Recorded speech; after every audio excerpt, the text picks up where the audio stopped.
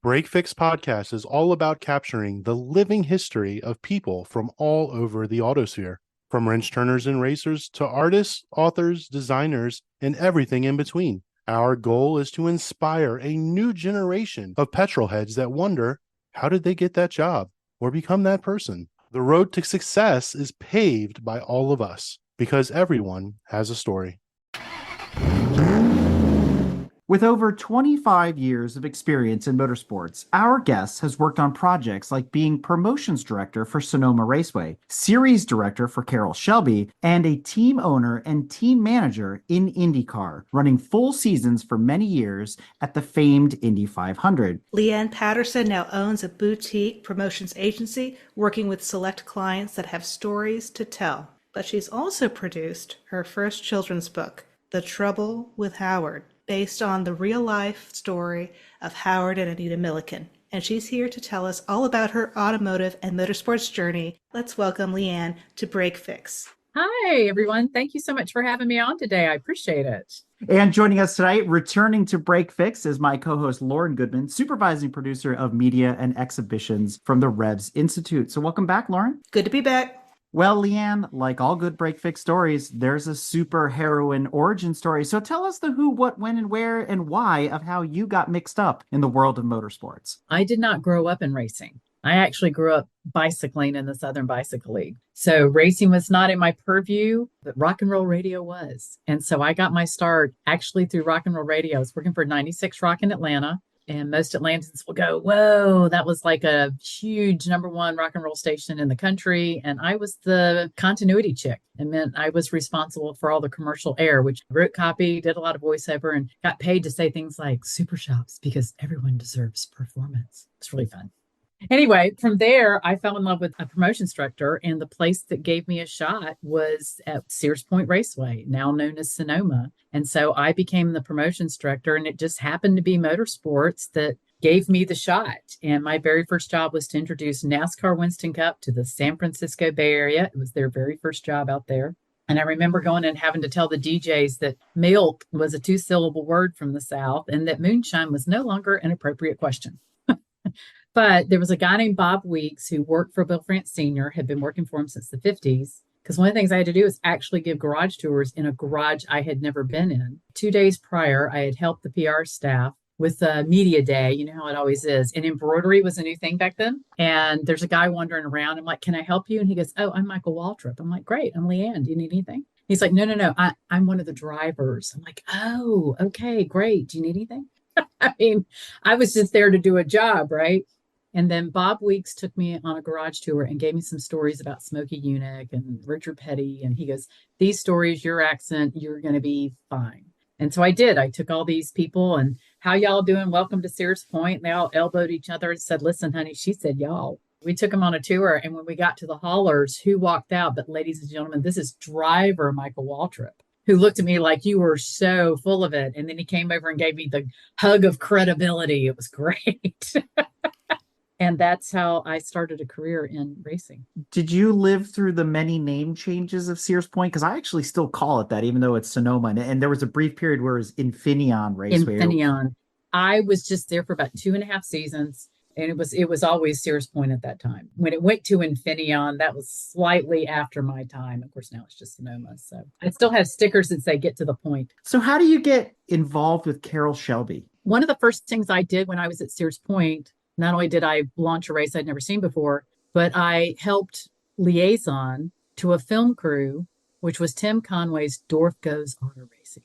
And Budweiser had paid for the movie so they could have the commercial footage of the Budweiser car going around Sonoma Raceway. There's a producer named Michael Collier. He's a Brit that lives in California. I mean, I was living with the crew in the hotel, so it was great. Tim Conway got all the dailies, like a ton of fun. But after I had left Sears Point, I moved back to Georgia, and then I made the decision I really wanted to stay in racing. So I was at Atlanta Motor Speedway. I'd done pre-race ceremonies for them that day.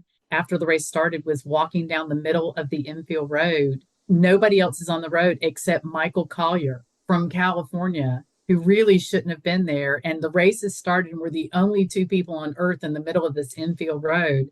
He's like, what are you doing now? I said, I'm kind of looking for my next gig. He goes, have I got the job for you? And he called Don Landy and told him he'd be an idiot if he didn't hire me. And Don Landy was Carroll's guy. So I got an interview and I became the series director for Carroll Shelby's Dodge Shelby Pro Series. So did that require you to head back to California? The Shelby Can-Am series was based in Texas. It was actually in McKinney, Texas. And you walked into this ranch-style house and there was a big pot of chili in the front lobby because of all the Carroll Shelby chili. And then right next to it was one of the Daytona coupes. And everybody's like, what the hell do you people do here? I got to tell you, that makes so much sense because Carroll Shelby said the best thing about winning Le Mans, it helps you get some deals together. And McKinney, Texas is a little more where my people are from. Yeah. That's what you do out there in the middle of nowhere, Texas. You get deals together. How else are you going to get by? And the packing plant for the Shelby chili, it was in the brown paper package at the time with little seasoning packages. Every Shelby Can-Am part, box of parts that we sent out to all the special vehicle reps and the teams smelled like chili. I mean, you would open up the box, you'd be like, woof, because the little chili parts were everywhere. So also a little known secret, every single one of Carroll's cars that was in the collection at McKinney, including Cobra 001, smells like chili. When the Daytona was going across the auction block and Bob Bondurant was going to drive it across the block, I'm like, I wonder if that was the one at Carroll's, because there's a couple of them, right? I'm like, all I have to do is sniff the inside. And if it smells like chili, it really was Carroll's, right? But in order to do that, it would have looked like I was trying to kiss Bob. So I decided not to do that. No, Bob, you don't understand. Yeah, they did have the car completely wrapped in plastic, but we had this little Dodge Omni that you had to drive Carroll around in, and literally you'd stick your head out the window and take a deep breath and then put back in and drive a little bit.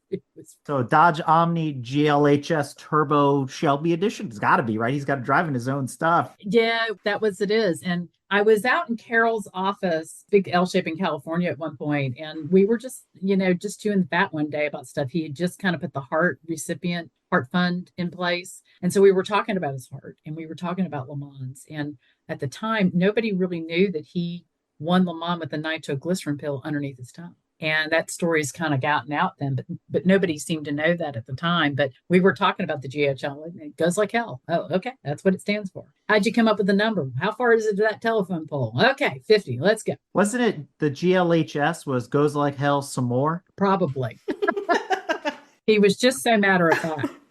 So that puts us basically square in the early part of the 80s when those cars came out. They were being campaigned, and there was a coupe version, like a Charger / Daytona coupe GLH, and then the Omni GLH and all that. So that was part of that Shelby in conjunction with SCCA type of racing series, right? And I heard from people like Cindy Lux, who got started racing those cars when she started her career. This is later 80, early 90s. The Shelby Can-Am series actually got its start in 1992. They had an abbreviated season in 92, and I stepped in as a series director in 93. So it had a very short run. It was a gift from LeeAnne to Carroll, the Dodge sponsorship. Got 3 years, buddy. We're not going to renew. You got 3 years. Make the most of it. Because at this point, he was involved in the quote-unquote Skunk Works project, which was the Viper. Yeah, and so the Viper was our pace car. In fact, we had it at Road America. And we usually had the red one, but at one point we had the first black off the line that was brought to us as a pace car. Oh, the one that Jay Leno argues about all the time, whether it's his or... I don't know that story, but they tossed me the keys and said, have fun. I'm like, yeah. But I offered a pace car ride to Chris Economaki at the time because I got to pick a media specialist and he had already been very, very kind to us. But can I say on air what he said to me? Probably not. Absolutely. He said, oh, are you offering to take a ride in your Asp? Welcome to the chauvinism of the 90s, right? You know, a lot of us only got to experience Carroll Shelby through that last film that was produced, Shelby American, right? Where he's doing the voiceover, he's telling the story, he's talking about all the different cars and the projects, and he does talk a little bit about Le Mans, the early days, like you were mentioning. So what was it like working for Carroll? You heard him come in the room or the office before you ever saw him. He was very loud, very boisterous, very much a prankster, very much a jokester, which was great fun. You had to hold your own with him, though. And mind you, at the time, I was the only second woman to run a series. Vicky O'Connor, she's the blueprint, with the Toy Atlantic series, the most successful support series ever in motorsports. And that was all Vicky. And she gave me some sage advice and said, see if you can hold your own, right? When I first went to work for Carroll, somebody had arranged a Boy Scout breakfast for him to attend. Bobby Rahal was the keynote speaker, and Carroll was just supposed to make an appearance. So I had to go along and manage Carroll, like, haha. anybody's going to manage Carroll, right? I'm pretty young at this time. I'm still not quite 30 yet. So way too young to be doing the job that I'm doing. So we go into this Boy Scout breakfast. We're in the backstage and the guy comes in, Mr. Shelby, we're so glad to have you here. Thank you so much for being here. And he's like, great. He goes, we'll get you up. We'll say a few words and then just have a seat, to the left. And Carol's like, okay. And the guy walks up and he starts turning to me, cussing me out like a sailor. I am unprepared. How dare you put me in this position? I don't have any remarks, blah, blah, blah. I actually tried to give Carroll Shelby talking points. Yes, you may laugh at that. So I'm like, but, da, da, da. And so he goes, I'll be fine. And he goes on up to stage and I take my room at the back at one of the tables. Now there's 700 little Boy Scouts in this room. Carroll gets up on stage and proceeds to give the 20-minute funniest speech I've ever heard in my life. Everybody's holding onto their belly. We were laughing so hard, tears running out of our eyes. And when it came Bobby Rahal's turn, he spoke for 2 minutes and sat down. And I watched 698 little Boy Scouts run to Carroll for an autograph afterwards, right? And 2 chased Bobby Rahal out of the conference room. So when we got to the little Omni, we get in the car and we belt in, we stop. And before I turned the key, I turned to him and went, speechless? Really? And we both started laughing. So that's how my relationship with Carroll started. In other words, I could take the joke, I could take the hit. It was really funny. I mostly worked with Don Landy. I worked there for full season and we took the car count from, not that it was credit to me, it was certainly a lot of momentum, but by the time we got to Road America, we had gone from 20 cars to over 48 and counting. So it was an explosive time and we did a lot of things right. But then I received an offer to get married and go to Indy. And that's a team that was running Shelby Can-Ams.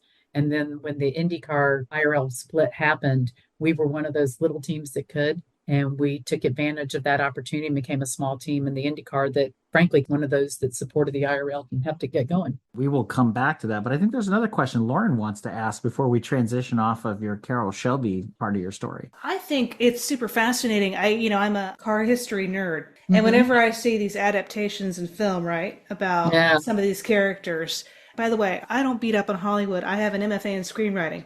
I know sometimes the screenwriter has to do what they have to do. That's right. To move the story forward. You got to fudge some things. And we have a few GT40s at our museum, and the tour guides always say, well, that's not what really happened, what you saw in Ford versus Ferrari. And I want to say, okay, we know. But it was a good movie. Yeah. I'm trying to imagine what it would be like to see my own former boss on film.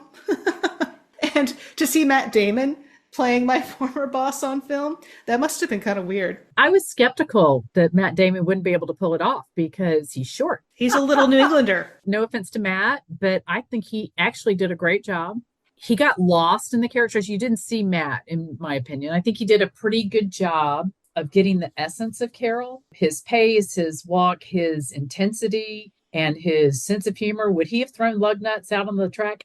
Absolutely. He absolutely would have done that. There are other stories I'm not sure I can tell, but he was a guy because, as Carroll told me, look, I spent every single day of my life not expecting to live to the next day. Okay, that's how bad the heart was. And so every 5 years long, modern medicine would come along and do something and kept him going. He didn't expect to grow old to 80. He didn't expect to make it to 40. And so he truly lived his life as, what are you going to do to me? Kill me? I think that's actually kind of almost endemic among that generation of racers because it was so deadly. I think so too. They just said, I may not be here next week. So you know what, tonight, my friends and I are going to get so drunk after the race, we're going to have to maybe roll back into the hotel room, not remembering how we got there. I'm just thinking about some really good stories I've heard from some folks who drove in the 60s and 70s. I won't name any names. Because they're guilty. You're not protecting the innocent here.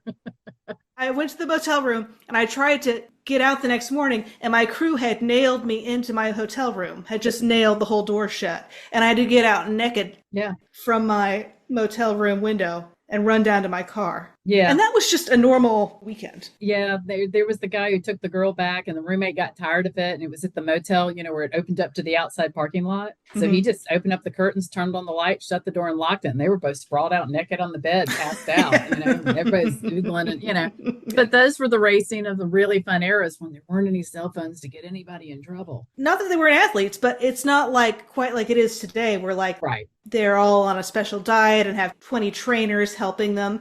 well, we could die tomorrow. Let's have a cigarette and then go driving. Well, they also stayed in shape just by doing it, because not only were they driving, IndyCar or stock cars, but they were driving the late model on Wednesday night, and they were driving a sprint car race on Thursday, and they stayed in shape physically just by driving the cars. But Carroll would have, I think, loved that movie, mostly because it honored his friend. And I think it did do a really nice job capturing two things. One, his sense of humor, which is epic. And two, I think the editing of the musicality of The Perfect Lap elevated driving to an art form in a way that we've never seen before. I went to see the movie by myself. I didn't want to be distracted. And I listened to the crowd around me, and there was a young mom and a daughter who said, I've never really gotten racing, but I get this. This is an art form.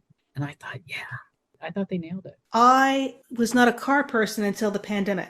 Like you, I didn't grow up in a car family or a racing family. I was a film student. I love movies, and I saw Ford versus Ferrari, and that was my reaction too. I said, I grew up learning how to play music. Oh, I get it now. A car is an instrument, and a track is like a piece of music. Mm-hmm. And so you play it. What's really fun about the way you play this, somebody wins. Or somebody loses. And then it just adds to the drama.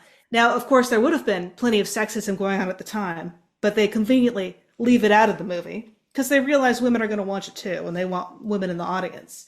And I'm seeing that a little bit too. And honestly, I really like what Liberty Media has done with Formula One. They said, instead of it being Bernie Ecclestone's little fantasy, why don't we put women in the engineer seat? Why don't we promote that instead? Which I got to tell you, if I had come upon Formula One earlier, I would have been really turned off by its approach to using women as decoration, which still happens in some forms of racing, some categories. And it's changed a lot, not completely, but it's changed hugely. I'm sure you've seen it from day one. Oh, yeah. I mean, when I was in the garage in the IndyCar days, there were still literally days, and this is in 1995. This isn't the dark ages of the 50s or the 60s. And there were times on move-in day, I was still the only girl there, and the ladies' restroom was locked, and I had to go find a key. I was also the only female owner in the group at that point. And so we'd have owners meetings, and under 30, here I am. Actually, I was right at 30 at the time, but obviously very young compared to Leo Mel and, some of the other guys that are there. And yeah, there was a lack of understanding, but I've documented, which is how I got to the whole Anita thing when I met Anita. But we started understanding, and Marshall Pruitt from Racer Magazine, he was my data guy at the time. And we were just talking about, because I came into the garage area 8 years after women had first been allowed in the garage area. 1980, before then, women couldn't even go in the garage area and hand a guy a sandwich. Couldn't even hand them the car keys, right? And so in 1980, this all changes with Anita. And by the way, the threshold that made that possible was the media gals. Media always is the first in, because the gals can come in and say, I'm covering this, I'm reporting this. And that's exactly what happened. The Indy 500, a reporter female came in and said, I want to be at the driver's owners meeting. And she sued. And Tony Holman said, okay, let's have a conversation. And so he acquiesced to any official licensed journalist, female, could come in and get credentialed. And so that's why she got in. And when the Indianapolis Star covered that, Women Wants to Get into Driver's Meeting, they posted a photo of Mario Andretti telling Johnny Rutherford a joke, and they're laughing their heads off. That's the photo underneath the caption. And I'm like, okay, this is kind of horrible. But I also know that it took less than 12 hours for non-credentialed women to suddenly get a pass. And I once asked Tony Holman's gal, who was his secretary, I said, so what's the deal? Chauvinist, what was up with the women? Why didn't he like us? Blah, blah. She goes, it actually had nothing to do with that. I'm like, oh, okay, I'm listening. She goes, it had everything to do with he didn't want the garage to turn into a party. And there were some men that didn't need to be in there either. People's lives are at stake. One of the reasons why you had to wear sleeves and you had to wear long pants and things like that in the garage wasn't necessarily for insurance and protection. It because the girls were so scantily clad that the guys were dropping wrenches and making mistakes on cars, ogling the girls. They need the girls to cover up. There's that aspect to it. I once asked one of the wives who was divorced from one of the big time guys of the era, and I said, how did they put up with it? She said, but you need to understand, back then, hundreds of women were throwing themselves at them. Why would they respect us? Excellent point. There's a lot of girls, their only way they thought to get in was to sleep their way in. And certainly there are tales of the girls that went around this circuit and went up and down the pit range until they got to a driver or a crew member or whatever that went up to the next level. And then they slept up and down that pit lane until they finally got to the top level, right? So that's happening. And yet there's girls that want to do the job, can do the job, are capable of doing the job, but we're being compared to the girls that are not doing the job. This is part of the battle. But I started trying to figure out, okay, well, who got here first? Because I had met Anita and I started asking the right questions. And that's when we went through and documented the fact that Anita was, in fact, the very first woman ever licensed as an IndyCar mechanic. And when she came in, she kept her head down. Because there was no diversity executive watching out for her. No. Or intimacy specialist on the film set. I mean, that didn't exist. And some of the women were not happy with her being there either. Why do you feel like you have to go to your husband's office? I don't go to my husband's office. And they called her names and people tried to pull her cruise shirt off of her and they tried to steal her heart card. And, Howard really defended that. So in the book, The Trouble with Howard, which we'll get to, the dedication is to Anita for the first to walk through the gate. And it's to Howard for holding the gate open for her. Because for every rat jerk face there was that was trying to keep us out or trying to sleep with us to do a deal or whatever it was that was a Me Too moment of du jour, there's also the guy that said, know what, you can do this. And I think you're going to be great.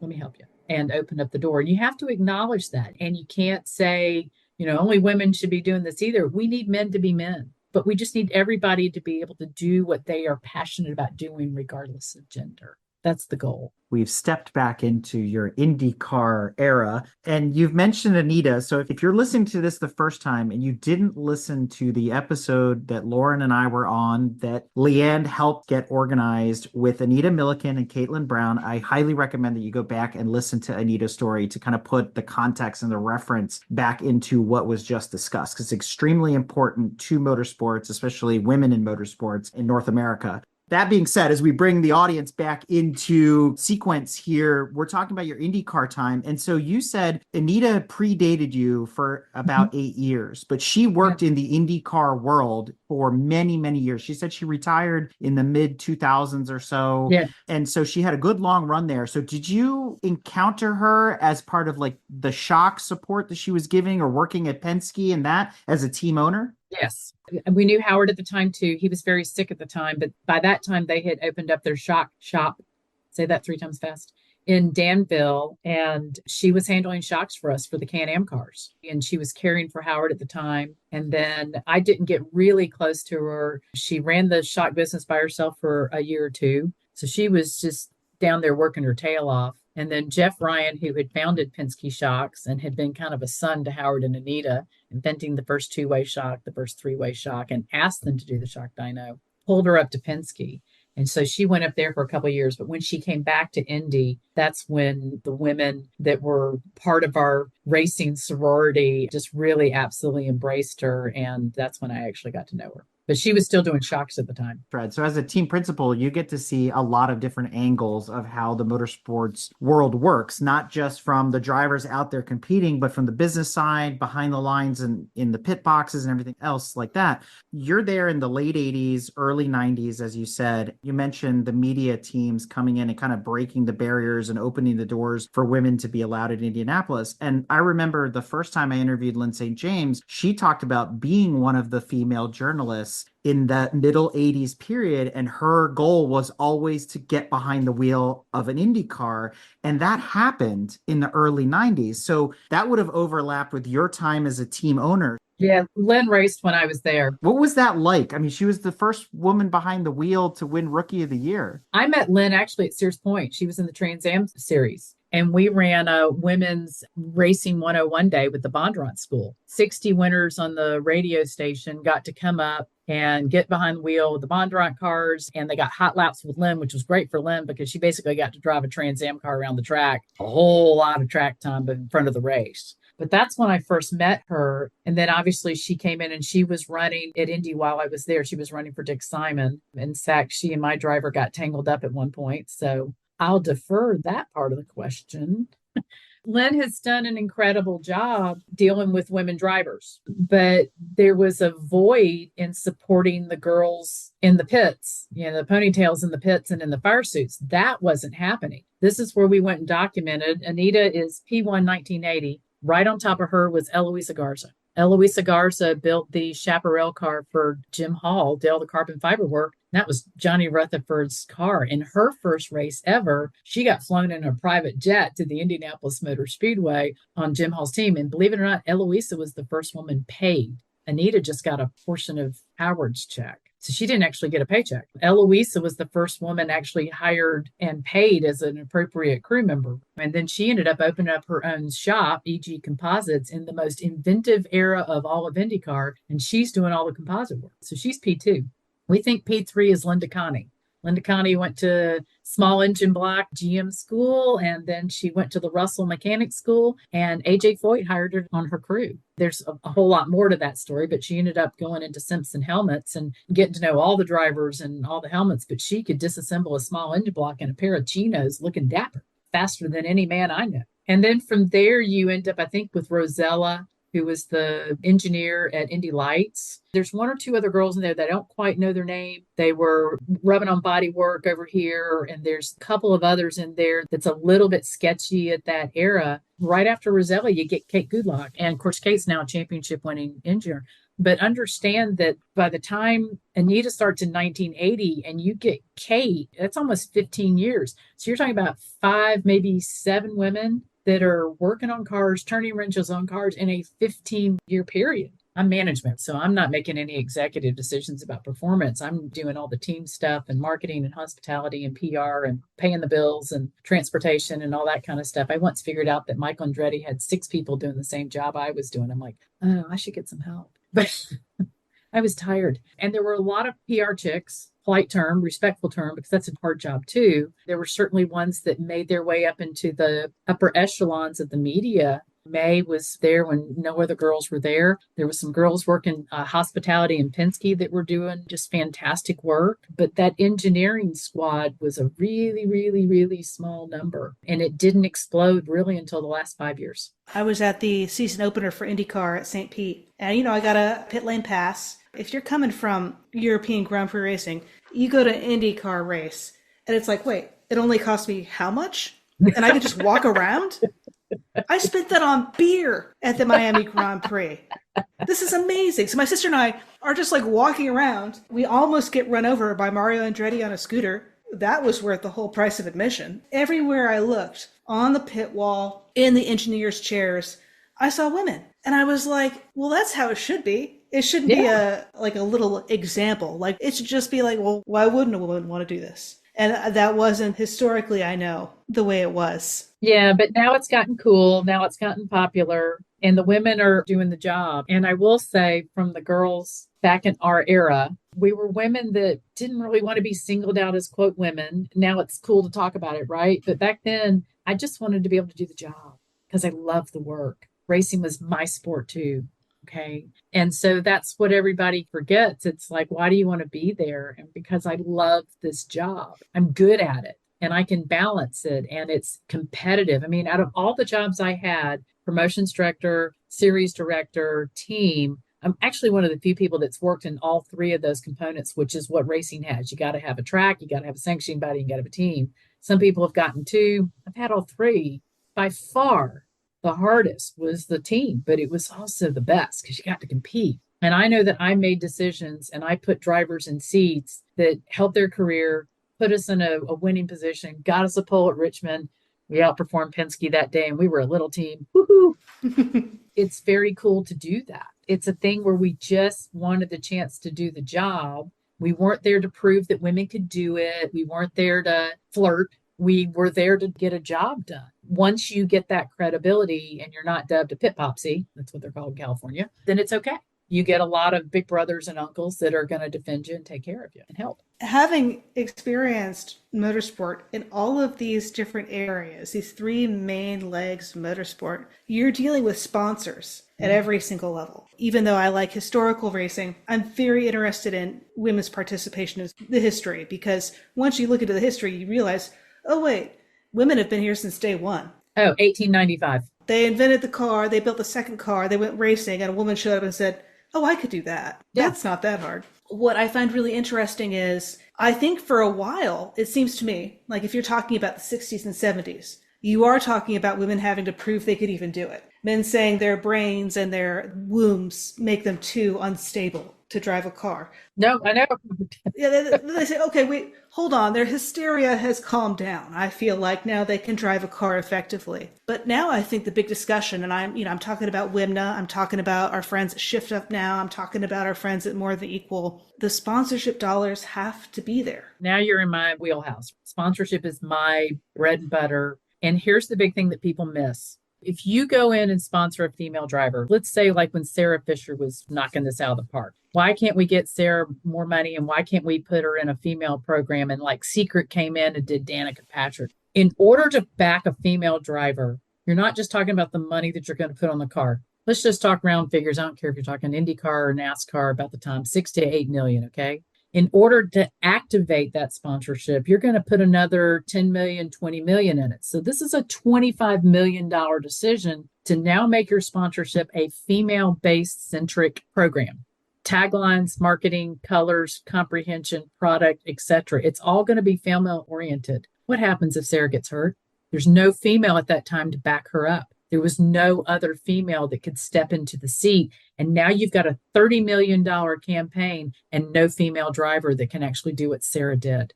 That was the problem. So Tampax can't sponsor a car. Their driver gets hurt and Jeff Gordon steps in and says, hey, why don't you try Tampax? That's a huge problem. It doesn't work. And understand this happened with the boys. The example here is Texaco Havoline. It's Davey Allison. Texaco Havoline came in and wrote a check for $2.5 million. We were at Sears Point at the time. Huge money. Nobody spends that kind of money. That's crazy, right? Davey Allison was killed shortly after that, and they had centered everything around Davey Allison, and suddenly Davey Allison isn't with us. Now what do we do?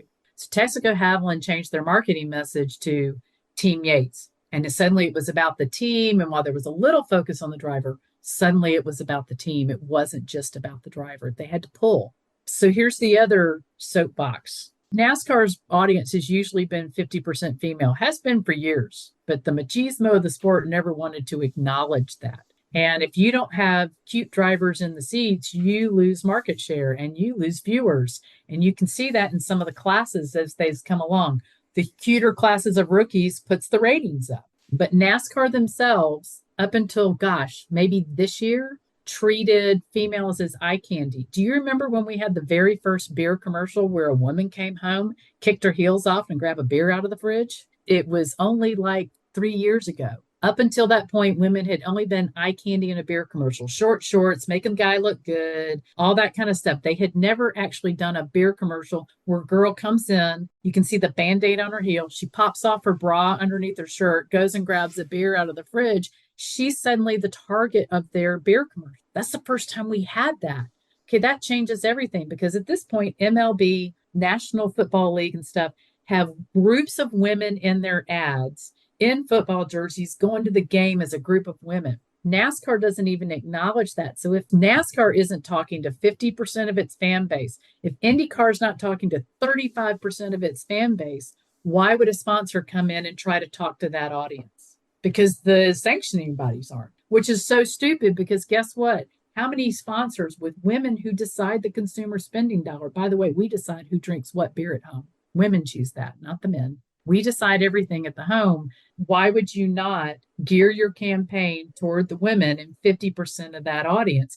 It doesn't have to be cosmetics. It doesn't have to be beauty products. It doesn't have to be a skirt product marketed to a female. You should talk to females about all your products.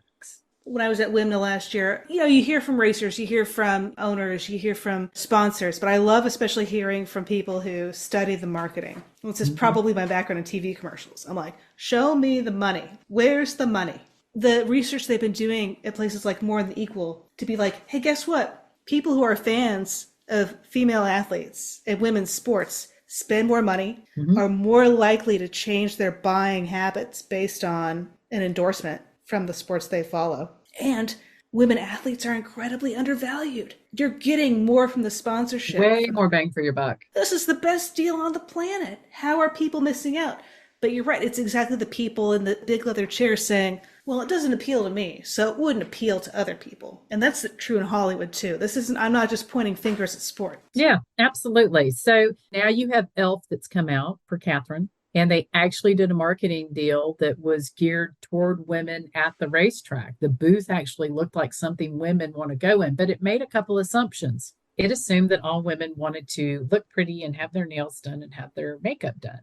Okay, that's kind of a wrong assumption. There's girls there that, are perfectly happy, not worried about having their nails done, and they're beautiful and they're powerful and they're smart just because they're not worried about their hair product. So again, we've backed ourselves into a corner thinking that the only people that should sponsor women are actually female products. No, BMW should really not just put Jamie Chadwick in commercial. They should put their damn logo on her car because she's brilliant and she's technology savvy. And you need female people to have diversity because we know that a board of directors with diversity is a more profitable company. We know that statistically. You got to get yourself out of the thinking that the only sponsor I should go look for is a female sponsor. We used to talk about with the girls that if you were going to actually have a female sponsor, when you took Sarah Fisher and she was in the middle of IndyCar, and she's kind of your standard racer, but the minute you took Sarah Fisher and put her in Cosmo, put her outside the racing world, now she was an enigma, right? And something interesting. And that's how some of the sponsors looked at it.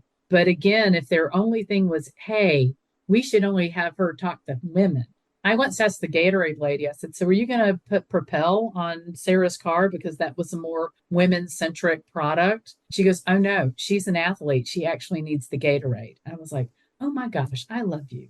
That was the right answer because you needed to treat her like the athlete that she was. So we need to stop pigeonholing our women and recognize that they are powerful for any product, not just the feminine. Sorry, that was a bit of a soapbox. I could go off on a tangent, and I won't. There's so much I want to know about what it's like to run a team.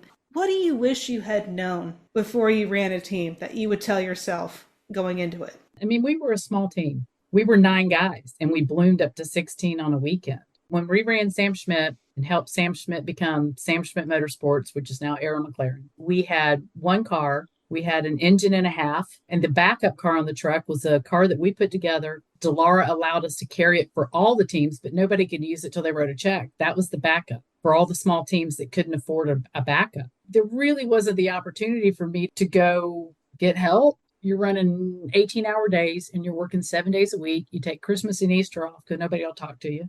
I mean, it was a lot, and you run very, very hard deadlines. Green flag will drop at noon on Sunday, which means the truck to get to Texas has to leave at 10 a.m. Doesn't matter that you didn't get your uniforms back to the dry cleaner until Monday at 8 a.m. They still have to be locked and loaded and on that truck. At the end of the day, as a small team, it would have been nice to have a bigger knowledge of having people that could help manage that, but I'm not sure we could have done it any differently because we were small. So I took care of everything that didn't have to do with putting the performance of the car on track, literally everything else. So whether it was PR or marketing or hospitality or whatever, I think the other thing that would have been nice is there were no girls doing marketing at all. That just didn't exist. There were no girls on any marketing department of any track, any team, any corporation. There were no females in marketing. There were girls doing activation, in other words, acting as hostesses for hospitality, but there were none in the boardroom, none making decisions.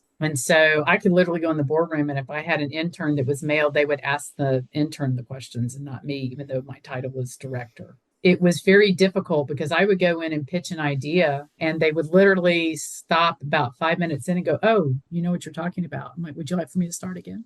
Okay. I actually did a lot of work laying out strategies and proposals, but because I couldn't play golf with the CEO of Home Depot, what I pitched to Home Depot ended up being the program that they ran, but Mr. Joe Gibbs got that program. So I laid it all out and explained it to everybody at Home Depot, and now they understood how to do it and how to make money out of it and how to turn an ROI out of it. But I didn't get that because I was really a nobody. And so that was probably my most frustrating deal, is that I couldn't get into the boardroom. I once asked the former CEO of McDonald's, Ed Renzi, really, really nice guy. He was running a Bish program at the time. And we were just talking. I said, how does a gal like me get to a guy like you? He goes, you don't. And he was really nice. He said, you would do much better if you were selling for the LPGA, for ladies golf.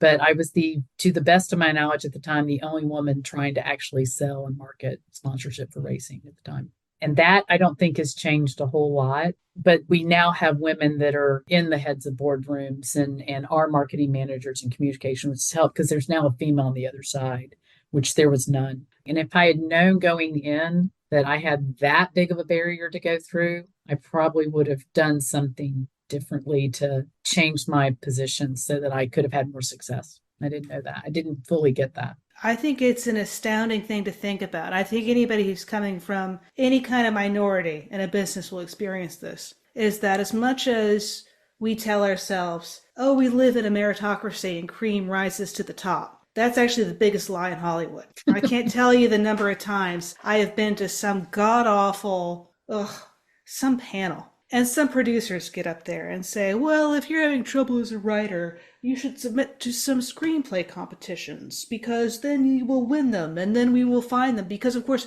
good screenplays get found.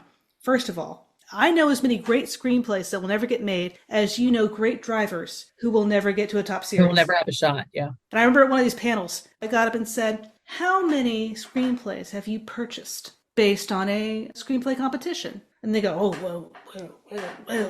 Then there's usually some nonsense about, well, my assistant looks at those. I said, is your assistant also a writer? Why would your assistant slip in a great screenplay and not their own screenplay if this is the deal? If what you do is you hire these struggling writers to be your assistant. This was also true at some panels about women's sponsorship in motorsports, and women have gotten asked, hey, sponsor, how many women do you sponsor right now? And they go, oh, well. It is a lot of talk. Talk is cheap. It's almost like, well, if we don't see any women here, it's because they didn't work hard enough. As opposed to it being like, I love that CEO was so honest with you. You would just never get in the door. The funny thing is that I then pitched him an idea and he looked at me like, oh, well, that makes sense. Can I set you up? And I ended up getting a meeting with the McDonald's people who I presented things that they hadn't thought about. Did I get the work? No, I did not. Did they make changes internally in the house? Yes, they did. That's a piece of it. The other thing, though, you have to remember, a lot of racers also don't get sponsorship. So I remember sitting on a panel when I was working for Carroll Shelby, and it was an SCCA panel, and it was like me and the tire guys. I mean, that was kind of who they brought in. They were asking questions, and everybody said, well, how do we get money? And we present this and we present that, and you should do this because I'm a great driver and blah, blah, blah. And I kind of heard enough of it one day, and I finally said, ma'am, she was a driver in the back. I said, you're missing the point. It's not what we can do for you. It's what you can do for them. It's how many tires can you help them sell? It's how many distributors can you grow the product for? It's how much exposure can you get them in the newspaper? And the guy who was at Goodyear at the time, it turned out we became really great friends, came up and gave me a hug afterwards and goes, oh my gosh, somebody that finally gets it, because a lot of racers don't get that. I remember being in the head office of the guy from all of this major beer company's office. And we were talking about it. He opened up a cabinet drawer, 500 proposals fell out on the floor. And that was just like the last 3 weeks worth. And every last one of them had a pretty picture of a race car on the cover of why they were a great race car driver and you should sponsor them. Not one of them said, how I'm going to help you sell more beer. And so a lot of racers miss that. And so that's where, when you get to these upper echelon levels, you got smart marketing people that understand that kind of stuff. But kids coming up from the grassroots that are trying to get into this sport, they're not getting that. Because nobody's had a conversation. In fact, you can't even find a sponsorship class in any of the universities. Nobody talks about it. They talk about marketing, but nobody talks about sponsorship. And sponsorship is the ultimate promotion vehicle. I try to tell people, and I tell for any racer out there that's trying to understand what sponsorship is, understand that your race car is the ultimate promotion vehicle. It's not the promotion. So if you buy radio time, and now you have this radio time and you've paid for it, now what are you going to say with it? Well, the race car is the same thing. You've bought the car. Now, how are you going to leverage it to get more distributors, retain your employees, build your PR? How are you going to use those toolboxes to get that ROI? So the car is the promotion vehicle. It's not the promotion. And if you can get that in your head when you're pitching a sponsor, then you're going to do so much better. It's what you can do for them. It's not what they can do for you. So if you flip that conversation, you'll be much better off. But most drivers don't understand that. I've seen so many people at the upper echelon that still didn't get that. And I thought, oh my gosh, you've been in motorsports for 30 years. How do you not understand how this works? But a lot of people really just don't understand the psychology involved there. And therefore they end a lifetime of trying to chase sponsorships, but all they're trying to do is say, hey, I'm great, give me money, as opposed to how can I help you sell more product? And that's really key to help some of our gals And guys, get that right sponsorship. So to all those women racers out there, first, understand you're the promotion vehicle, not the promotion. And two, quit trying to go down the rabbit hole of finding something pink. We like orange too. Go find a company that needs women in their sport. Did you know that if you use a female voice in the automotive promotion spectrum of commercials and stuff, you will increase sales by 40%? Girls, go after that automotive market because you will increase their sales by virtue of your femininity. Go find products that, you think the men should only be male because they need girls too. After a decade in IndyCar, what came next? And you alluded to this earlier, your new book that just came out. So fill in the gap. How do we get to The Trouble with Howard? What happened after IndyCar? Okay, so I ended up managing drivers. After we stopped running a team, I helped a lot of drivers make their way on the road to Indy ladder system, getting them into the right teams, the right placement, finding their sponsors, managing their media. I had 3 or 4 drivers that I was working with. The key is that Anita retired and she moved to Costa Rica. And when she moved to Costa Rica, she left me with a giant crate filled with all of their memorabilia, press releases, photos, personal photos, stories about their life, etc. And I'm going through this scrapbook of Polaroids, you got to shake it to make it kind of thing. There are all these Polaroids of a skunk. And I'm like, Anita, what's up with the skunk? She goes, oh, that's Trouble. I'm like, yeah, it's a skunk. And she goes, no, that's Trouble. He's our pet skunk. Like, you got to be kidding me. And then she told me the story about how they really rescued Trouble on the way to the racetrack and found a little baby doll bottle and started feeding him at the track. Well, because they were running sprint cars every single weekend, they raised Trouble at the racetrack. And I sat there and went, The Trouble with Howard. That would be a great children's book. That's where the seed got started. So what is the book about for those of us out there with little kids that might want to read the story to them, or maybe, they're old enough to read it themselves? What's the premise of the book? So the premise is based on the fact that we use a kid version of Howard and Anita. Howard gets punted off the track by Jack. It's a very bully kind of tacky move. And he gets punted off so far, he's in the shrubs, and there he hears a little whimper. And he gets out of his car to explore. The racetrack is done. It's quiet. Sure enough, there's a whimper. And there's a little baby skunk in the weeds, and he needs help. And so he puts him in his driver suit, and he brings him back and introduces him to his very best friend and awesome mechanic, Anita. And they end up taking care of Trouble and having him at the racetrack. And of course, he lives up to his name. He dug in coolers and jumped into toolboxes and got into trouble. And not everybody liked Trouble, which was actually true of the real Trouble too. Jack, the nemesis, decides to come into the hauler one night and starts messing with their things. And instead he finds Trouble. The double intenders will never end. And from there, Trouble gets lost. That's where he ends up finding his cozy place to sleep, his favorite place, which he thinks is in Howard's car, but he's actually in Jack's. And this is the night before the race. After that, we get a big finish and there's a happy ending, but Jack does get sprayed in the end. But it is based on a true story, and we cover themes of sportsmanship, and we cover some themes on how to deal with bullying and taking the high road. And I don't shy away from racing terminology. We talk about sanctioning bodies and officials and being online and inline and pits and paddocks and all those kind of things. And then the illustrations are done by Roger Warwick, who is an extraordinary illustrator. He does all the cartoons for Marshall Pruitt, and he did those posters for Seneca Lodge and Seepkins of all the last call stuff, which is so great. He really brought this book to life, but the race cars look like race cars. And inside the hauler, you see fuel jugs and bungee cords and coolers that say Gurney for president. So we got a lot of Easter eggs on it too. And so when Roger stepped up, it just made it a magical thing because he understood the racing. He's a racer too. So it's really a book created by racers, about racers, for racers. You're the first children's author that we've had on the show. Okay. When I have other authors on, I usually ask them, when you set about a journey of 80,000 words, how do you get off the blocks? What's your first step? How do you put it all together? But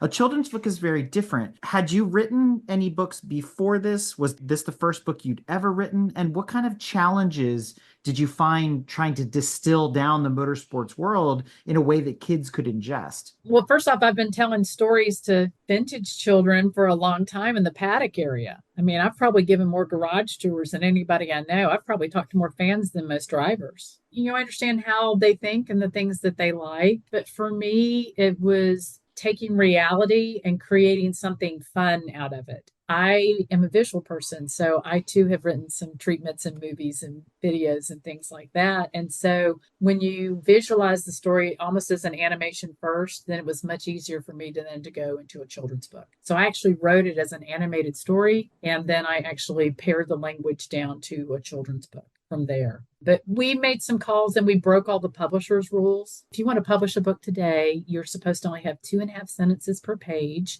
And if you're supporting STEM, the book's supposed to be pink. They wanted me to cut the story in half. And I'm like, no, because I wanted to do a real racing book. I mean, it needs to look like a race car. An oversimplified race car doesn't really help us, does it? With this book, you can actually say and see, this is the roll bar and this is a chassis. You can explain that to a younger kid. You can see shop images. Everything about the racing experience in this book is very authentic. And that was important to me. That's how we did it, just one step at a time. Went from an animation to the children's book, and then I self-published. Because that seems to be the craze these days, especially with providers like Amazon, where you can bend the rules of publishing and get something to develop the way you want it to. Is that the route you've gone down? And if so, how do you go about getting a copy of The Trouble with Howard? We did go the self-publishing route because we got to control our art and the length of the book and the story and all these kind of things. I even have a brief bio of Howard and Anita in trouble, the real trouble, in the back of the book, again, to just inspire those ponytails in the pits and encourage the boys to be encouraging too. And if you want to get it, you can go to thetroublewithhoward.com. So it is on the website. And we've had some fun. We actually have an official Trouble Team t-shirt that is an H&A, Racing, and it says Danville, Indiana, which is where their actual shop was. So again, lots of Easter eggs and Trouble's hanging off the back of that shirt. We also did a Trouble car air freshener because why would we not? What does that smell like? The sweet smell of victory. Glad you didn't say skunk. It doesn't smell like a skunk. But we have some stickers and we have all that kind of stuff fun too, because this should be fun. We're getting into trouble together. Let's say one of my daughters reads the book and stumbles across you in the paddock and says, LeeAnne, why racing? Why should I get involved? What do you say to them? You have to only decide that from your own heart. What I will tell any young girl is that don't be afraid to dream big. It doesn't matter what you dream, as long as you're passionate about it and you're excited about it and it comes from the heart. All the really good things come from within. If you try to do something just to prove a woman can, you will fail miserably. But if you decide you want to go racing because you're a driver or you have a perfectionist attitude toward a car prep or you love sponsorship because you're a dork like me, then as long as you're passionate about it and you want to just dream big and go for it, but it has to come from your heart.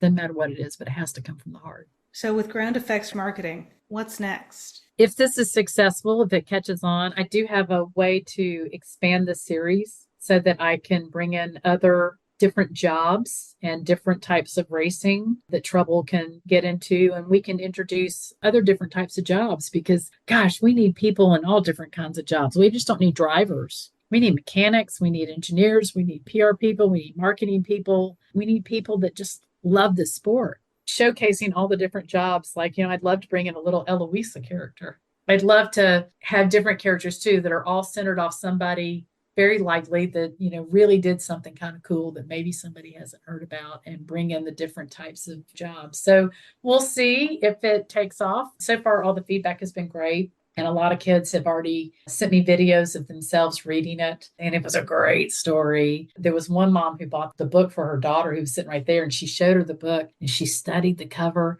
And the minute she found Trouble on the cover, she went, oh, and she got super excited. And another lady told me that her daughter loved it so much that she had to go buy a stuffed skunk. By the way, we will have a plush Trouble available in about 35 days online. So you got to have a stuffed skunk, right? And he's adorable and he looks like Trouble and quality's really nice. My designer was Alex Voyadas of Castaway Design. He's been my partner in design crime for 30 years in racing. He was the first to actually do an autograph card. Up and for the longest time, photographers sold pictures. They printed off the black and white pictures and then they would sell their pictures. Alex is like, well, why don't we put information on the back and print them? It really hurt the photographers because they stopped selling photographs.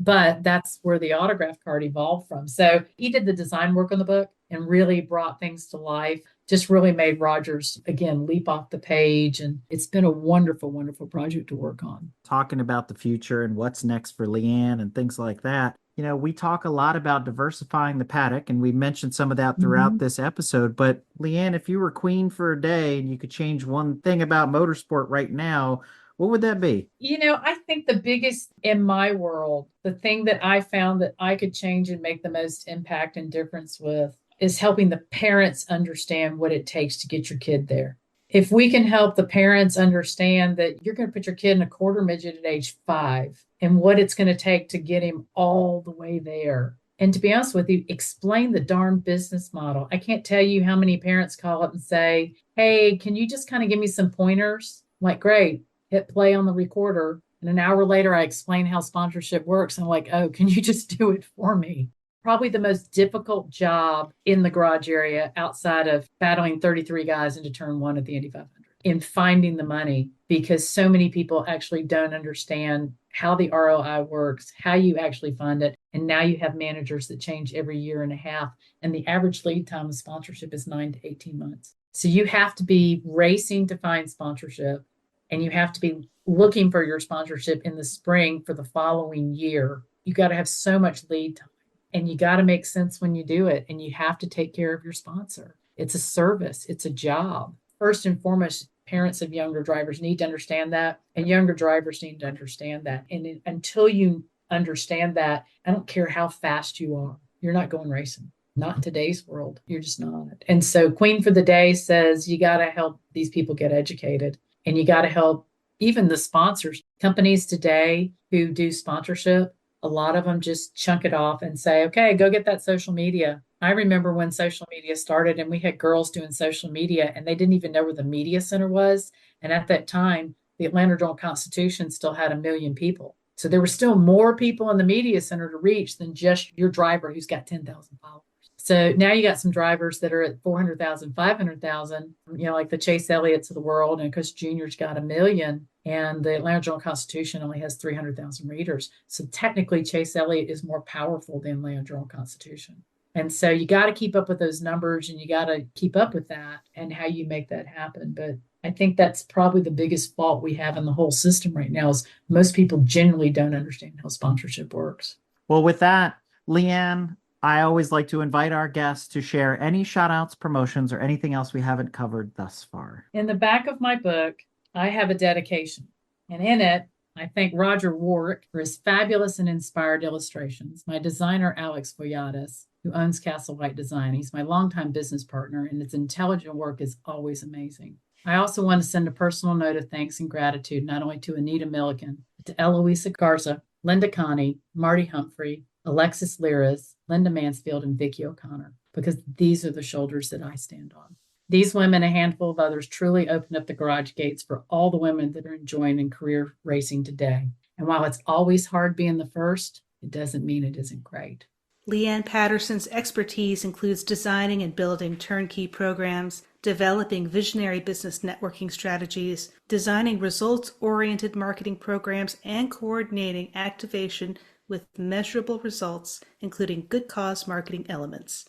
The Trouble with Howard, LeeAnne's first children's book, a book created by racers, about racers, and for racers, is now available for sale, and you can pick up a copy at troublewithhoward.com.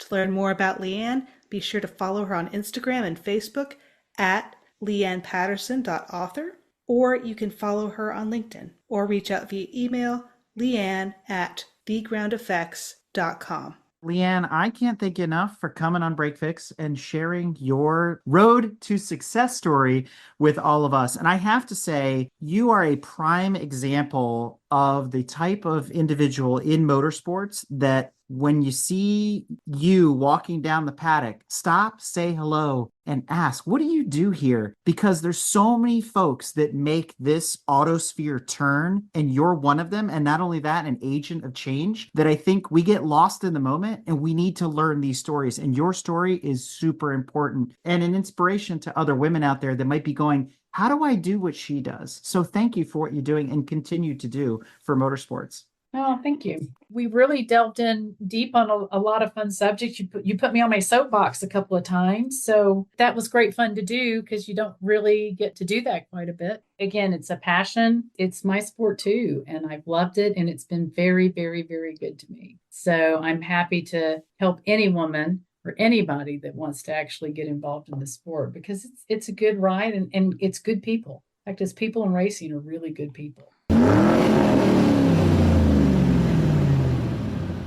We hope you enjoyed another awesome episode of Break Fix Podcast, brought to you by Grand Touring Motorsports. If you'd like to be a guest on the show or get involved, be sure to follow us on all social media platforms at Grand Touring Motorsports. And if you'd like to learn more about the content of this episode, be sure to check out the follow-on article at gtmotorsports.org. We remain a commercial-free and no annual fees organization through our sponsors, but also through the generous support of our fans, families, and friends through Patreon. For as little as $2.50 a month, you can get access to more behind-the-scenes action, additional pit stop minisodes, and other VIP goodies, as well as keeping our team of creators fed on their strict diet of Fig Newtons, gummy bears, and Monster. So consider signing up for Patreon today at www.patreon.com/GT Motorsports. And remember, without you, none of this would be possible.